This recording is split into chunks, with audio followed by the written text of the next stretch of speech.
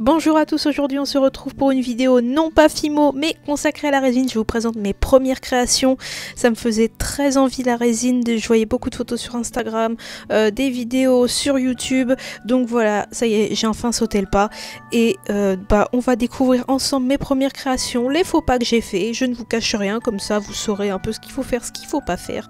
Donc c'est parti, là je mets de la résine un peu à part sur un papier et je viens mélanger de la poudre, c'est un mélange de paillettes, et ensuite je vais pouvoir mettre ça dans le moule. Alors là, avec cette création, on va attaquer la première erreur qu'il ne faut pas faire. Alors je ne vous cache pas que je me doutais que ce que je faisais c'était pas bien, puisque je ne voyais personne le faire, mais je voulais vérifier par moi-même, et puis comme ça, par la même occasion, ça passe dans le tuto pour ceux qui débutent dans la résine.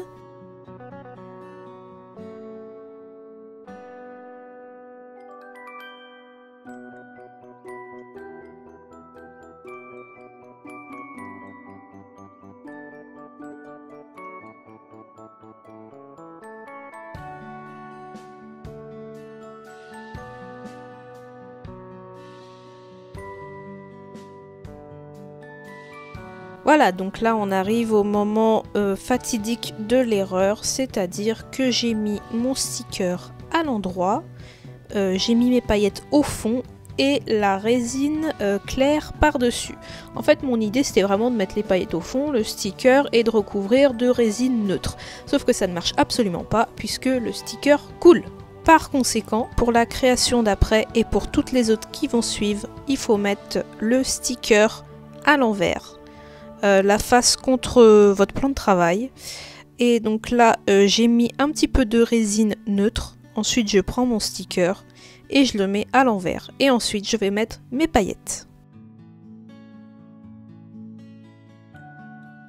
Quand vous mettez votre résine à part sur un papier, je vous conseille du coup de doubler le papier comme je l'ai fait. Je le plie en deux parce qu'en fait, la résine passe un peu au travers du papier, donc si vous le pliez en deux ce sera mieux. Et puis je le plie un peu comme ça pour pas que la résine se balade sur tout le papier, donc j'essaye de l'emprisonner au milieu du papier.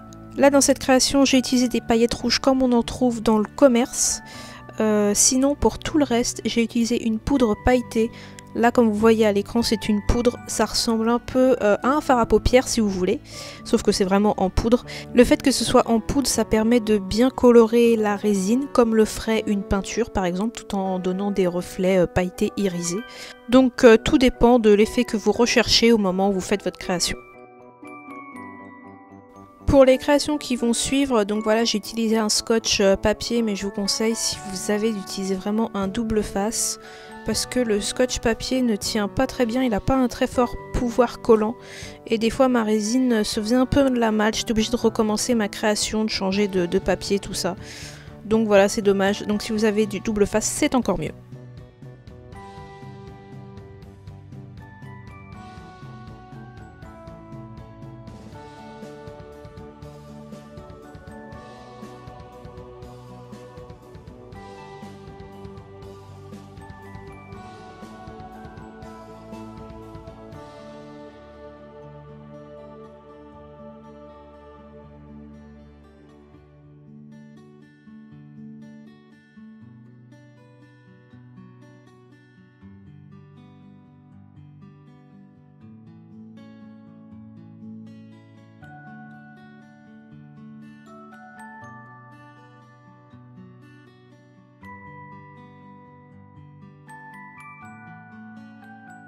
Pour ces créations, j'ai rajouté des petites étoiles irisées. Alors c'est dommage parce qu'à la caméra on voit pas très bien. Par contre je peux vous assurer qu'en vrai à la lumière ça se voit, ça reste discret, c'est pas non plus flashant. Mais franchement ça rajoute un petit côté vraiment magique à la création. Alors, j'ai oublié de vous dire qu'il vaut mieux mettre des gants parce que du coup j'en ai plein les doigts. Moi j'ai l'habitude de travailler proprement, c'est pour ça que j'ai pas mis de gants, mais alors là c'était vraiment mortel et la résine ne se mélange pas avec l'eau, donc pour vous laver les mains c'est mort. Du coup pour nettoyer tous les outils, le plan de travail, tout ça, moi le fabricant disait d'utiliser de l'alcool à 70 ou du gel hydroalcoolique. Et moi ce n'est pas de la résine UV, c'est de la résine qui sèche en 24 heures, donc pour la protéger de la poussière, J'ai mis une petite boîte par-dessus, vous pouvez voir également mon petit bassin japonais qui est en train de prendre. Et donc voilà, j'ai laissé sécher 24 heures. On passe au démoulage et donc notre petite japonaise a coulé, les paillettes sont passées par-dessus le sticker. Alors ça va, c'est pas trop dérangeant parce que les paillettes sont claires. Et la deuxième erreur que j'ai fait, c'est que les moules, je ne les ai pas remplis jusqu'en haut. Du coup, les bords ne sont pas très droits. Ici, on découvre une création où j'ai mis des petites étoiles irisées en haut. Ici, nous avons Hello Kitty.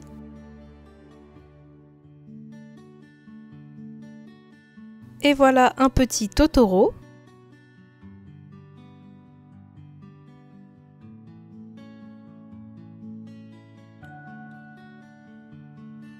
Là, j'ai encore mis un sticker Hello Kitty.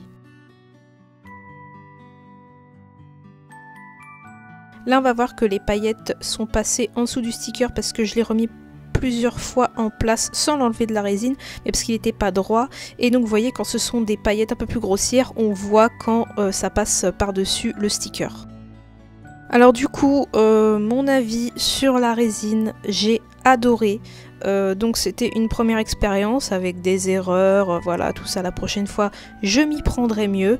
Mais sinon, je trouve le moment du démoulage vraiment magique. Là, je suis en train de passer mon doigt derrière la création parce que c'est un scotch qui est poreux.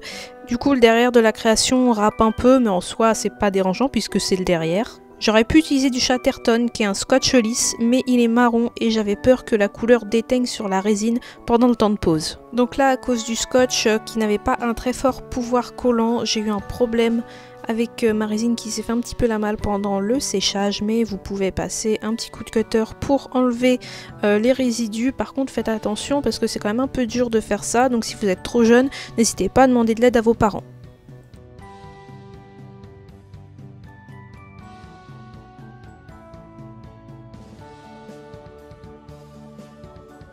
Dans ce type de création, on peut aussi mettre des stickers. Là, au niveau de mon index, j'en ai mis un.